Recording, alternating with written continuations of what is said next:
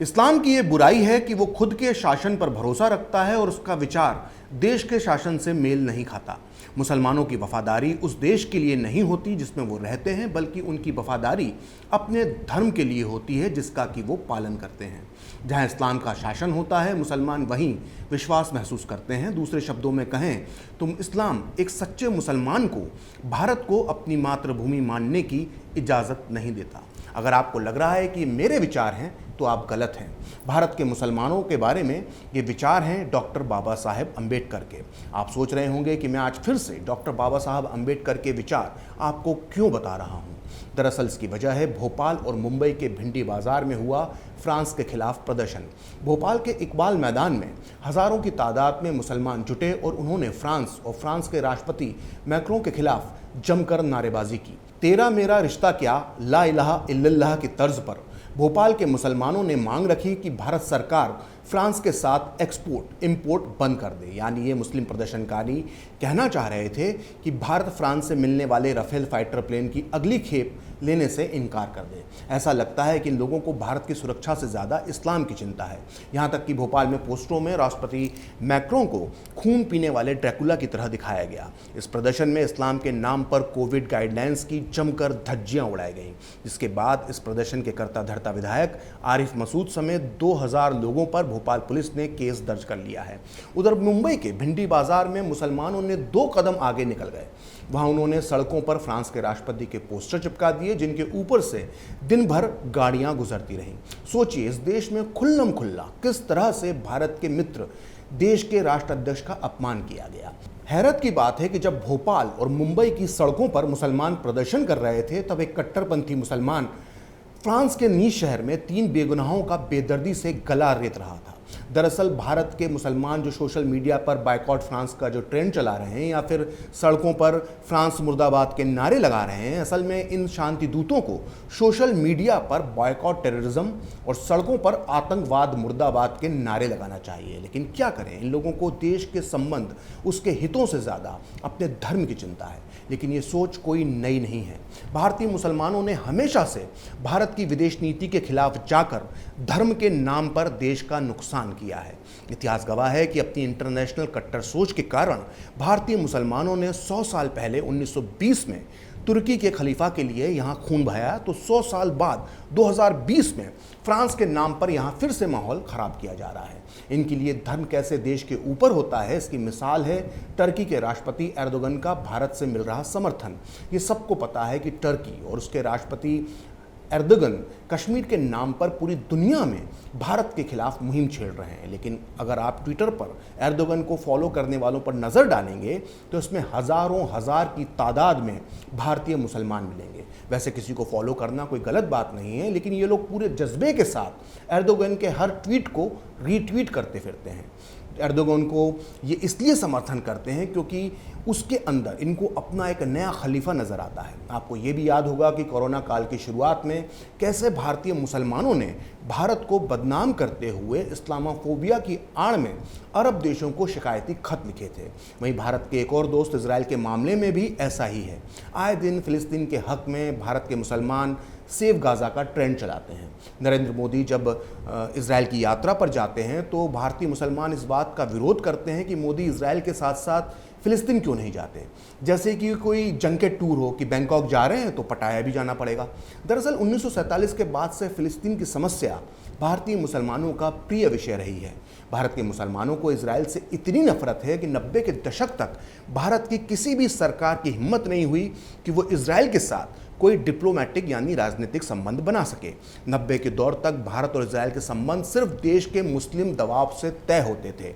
1967 में जब इजराइल ने मुसलमानों के पवित्र स्थल जेरूशलम की अल-अक्सा मस्जिद पर कब्जा कर लिया तो पूरे भारत में ज़बरदस्त विरोध प्रदर्शन हुए। ठीक वैसे ही जैसे म्यांमार में जब रोहिंग्या मुसलमानों के साथ हिंसा हुई थी तो मुंबई के आज़ाद मैदान में अमर जवान ज्योति तोड़ दी गई थी। अब आप ही बताइए कि म्यांमार में रोहिंग्या मुसलमानों के साथ अगर कोई अत्याचार हुआ था तो इसमें भारत सरकार की क्या गलती थी कि उसकी संपत्ति नष्ट कर दी जाए।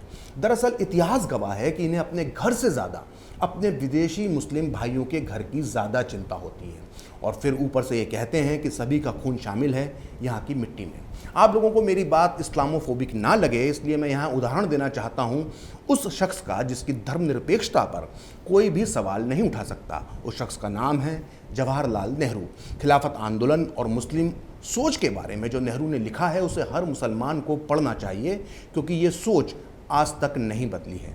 मुसलमानों के सबसे बड़े लंबरदार चाचा नेहरू भी मुसलमानों की मानसिकता को समझते थे। उन्होंने अपनी मशहूर किताब डिस्कवरी ऑफ इंडिया, जिसका हिंदी संस्करण हिंदुस्तान की कहानी जो इस वक्त मेरे हाथ में है, इसमें नेहरू ने 1920 के खिलाफत आंदोलन के दौरान मुस्लिम मानसिकता के बारे में खुलकर लिखा है। नेहरू इस किताब के पेज नंबर 401 पर लिखते हैं कि हिंदुस्तानी मुसलमानों में टर्की के लिए एक हैरत अंगेज लहर उठी। वैसे तो हमदर्दी सभी को थी, लेकिन मुसलमानों में ये बहुत ज़्यादा थी और ऐसा लगता था कि मानो ये उनका खुद का मामला है। उन्हें आखिरी मुस्लिम ताकत के खात्मे का अंदेशा हो रहा था। उनके विश्वास का सबसे बड़ा लंगर बर्बाद हो रहा था। Doctor M.A. अंसारी टर्की के लिए एक ज़बरदस्त मेडिकल मिशन लेकर गए, जिसके लिए गरीब मुसलमानों ने भी चंदा दिया। खुद भारतीय मुसलमानों की भलाई के लिए इतनी जल्दी चंदा जमा नहीं हुआ होगा जितना टर्की के लिए हुआ। जंग के दौरान भारतीय मुसलमानों ने बेबसी महसूस की कि वो टर्की के लिए कुछ नहीं कर सकते। जब जंग खत्म हुई तो उनके दबे हुए जज्बे खिलाफत आंदोलन के रूप में फूट पड़े। सुना आपने, मुसलमानों के सबसे बड़े लंबरदार चाचा नेहरू तक को लग रहा था कि तुर्की का मुद्दा भारतीय मुसलमानों को खुद का मामला लग रहा था। क्या यही आज भी नहीं हो रहा? कट्टरपंथी इस्लाम के खिलाफ जिस तरह से पूरी दुनिया में लहर चली है, क्या उसी से घबराकर भारत में प्रदर्शन हो रहे हैं? दरअसल इस सोच के पीछे है मुस्लिम ब्रदरहुड, यानी वैश्विक मुस्लिम भाईचारा। आसान शब्दों में कहें तो दुनिया के सारे मुसलमान भाई हैं। इस मुस्लिम ब्रदरहुड की सबसे अच्छी व्याख्या की है डॉक्टर भीमराव बाबा साहब अम्बेडकर ने। यह है उनकी मशहूर किताब पाकिस्तान अथवा भारत का विभाजन, जिसमें उन्होंने मुस्लिम मानसिकता की ज़बरदस्त तरीके से धज्जियाँ उड़ाई हैं। इस किताब के पेज नंबर 332 पर अम्बेडकर लिखते हैं कि इस्लाम में जिस भाईचारे की बात की गई है वो मानवता का भाईचारा नहीं है, बल्कि उसका मतलब सिर्फ मुसलमानों का मुसलमानों से भाईचारा है। मुसलमानों के भाईचारे का फ़ायदा सिर्फ उनके अपने लोगों को ही मिलता है, और जो गैर मुस्लिम हैं उनके लिए इस्लाम में सिर्फ घृणा और शत्रुता ही है। मुसलमानों की वफादारी उस देश के लिए नहीं होती जिसमें वो रहते हैं, बल्कि उनकी वफादारी अपने धर्म के लिए होती है जिसका कि वो पालन करते हैं। तो सुना आपने, डॉक्टर अंबेडकर ने साफ साफ कहा कि मुसलमानों की वफादारी उस देश के लिए नहीं होती जिसमें वो रहते हैं, उनकी वफादारी अपने धर्म के लिए होती है। असल में फ्रांस के मामले में भी वफादारी सिर्फ धर्म के लिए ही निभाई जा रही है। देश की सोच से इन्हें कोई लेना देना नहीं है। देश के क्या विदेशी संबंध है इससे इन्हें कोई मतलब नहीं है। अब आगे सुनिए, डॉक्टर अंबेडकर ने मुस्लिम ब्रदरहुड के बारे में जो और कुछ लिखा है वो भी आपको मालूम होना चाहिए। वो अपनी इस किताब के पेज नंबर 299 पर लिखते हैं कि अखिल इस्लामवाद यानी मुस्लिम ब्रदरहुड का ही आधार है, जिसकी वजह से भारत का हर मुसलमान ये कहता है कि वो मुसलमान पहले है और भारतीय बाद में। इसी भावना की वजह से भारतीय मुसलमानों ने भारत की तरक्की में बहुत छोटी भूमिका निभाई है और अपनी सारी शक्ति मुस्लिम देशों के लिए व्यर्थ कर दी, क्योंकि एक मुसलमान की सोच में मुस्लिम देशों का स्थान पहला है और भारत का स्थान दूसरा है। तो सुना आपने, डॉक्टर अंबेडकर ने साफ साफ कहा कि भारत के मुसलमान सबसे पहले खुद को मुसलमान मानते हैं और बाद में भारतीय। वो ये भी कह रहे हैं कि भारत के मुसलमानों के लिए मुस्लिम देशों का स्थान पहला है और भारत का स्थान दूसरा। वो ये भी कहते हैं कि भारत के मुसलमान अपनी शक्ति दूसरे मुस्लिम देशों के लिए व्यर्थ कर रहे हैं। अब आप खुद सोचिए कि फ्रांस के मामले में डॉक्टर अंबेडकर के विचार आज कितने सटीक बैठते हैं। दरअसल आज जो सब हो रहा है उसके लिए आम मुसलमान से ज़्यादा जिम्मेदार उनका नेतृत्व है।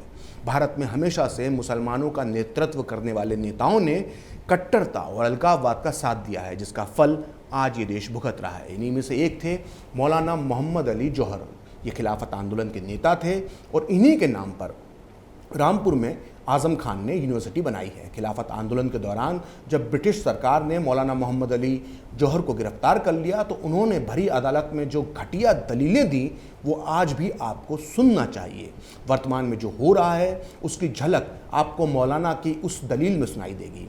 कराची की अदालत में मौलाना मोहम्मद अली जौहर ने कहा था कि एक मुसलमान वो सैनिक हो या असैनिक, मुस्लिम शासित हो या गैर मुस्लिम शासित, वो सिर्फ अल्लाह के आदेशों को मानता है। उसकी इकलौती निष्ठा उसके पैगंबर और पैगंबर के उत्तराधिकारियों के लिए होती है। शिक्षित हो या अनपढ़, मुस्लिम एकता का ये सिद्धांत हर मुसलमान की आम आस्था है। मुसलमानों के लिए हमेशा से एक कठोर नियम है कि वो अपनी धर्मनिरपेक्ष सरकार के उन्हीं कानूनों और आदेशों का पालन करेंगे जिसमें अल्लाह के सर्वोच्च नियमों को माना गया है। मुसलमानों की इसी सोच को 100 साल पहले महान स्वतंत्रता सेनानी एनी बेसेंट भी पहचान गई थी। वो कांग्रेस के अध्यक्ष होने के साथ साथ धर्मनिरपेक्षता और मानव अधिकारों के लिए काम करने वाली एक महान महिला थी। उन्होंने अपनी मशहूर किताब the future of Indian politics में 100 साल पहले भारत के लिए जो भविष्यवाणी की थी, आज वो एकदम सच साबित हो रही है। उन्होंने अपनी इस किताब के पेज नंबर 301 से 305 तक जो लिखा है उसे हर भारतवासी को ध्यान से सुनना चाहिए। एनी बेसेंट ने लिखा था कि मुसलमानों की पहली वफादारी मुस्लिम देशों के लिए है, हमारी मातृभूमि के लिए नहीं। मुसलमानों की इच्छा अल्लाह का साम्राज्य स्थापित करना है, ना कि संसार के परमात्मा का, जिसे अपने सभी प्राणियों से समान प्रेम है। मुस्लिम नेताओं का ये दावा है कि मुसलमानों को अपने पैगंबर के कानून का पालन करना चाहिए और अपने देश के कानूनों को दरकिनार कर देना चाहिए। जब तक मुसलमान मौलाना मोहम्मद अली और शौकत अली जैसे अपने नेताओं के विचारों से सहमत रहेंगे, तब तक साथी देशवासी उन पर विश्वास नहीं करेंगे। भारत के आज़ाद होने के बाद मुसलमान उन लोगों का कहाँ मानेंगे जो पैगंबर के नाम पर आह्वान करते हैं। इससे भारत की आज़ादी के लिए खतरा पैदा हो जाएगा। तो सुना आपने, महान विचारक एनी बेसेंट ने 100 साल पहले जो कहा था वो आज भोपाल और मुंबई की सड़कों पर साफ साफ नज़र आता है। फिलहाल खरी बात में इतना ही। आप चाहें तो मुझसे जुड़ने के लिए मेरे फेसबुक पेज प्रखर श्री 78 को लाइक कर सकते हैं, और अगर ट्विटर पर आप मुझसे जुड़ना चाहते हैं तो मेरा ट्विटर हैंडल है प्रखर श्री 78। अगर आपको ये वीडियो पसंद आया तो इसे लाइक करें, शेयर करें और कैपिटल टीवी को सब्सक्राइब करें। नमस्कार। अगर आपको हमारा वीडियो पसंद आया हो तो इसे लाइक करें, हमारे चैनल को सब्सक्राइब करें और हाँ, बेल आइकन दबाना ना भूलें ताकि आप तक हमारे वीडियो की नोटिफिकेशन पहुंचती रहे। आप अपना सुझाव हमें कमेंट बॉक्स में दे सकते हैं। हमारे साथ जुड़ने के लिए शुक्रिया।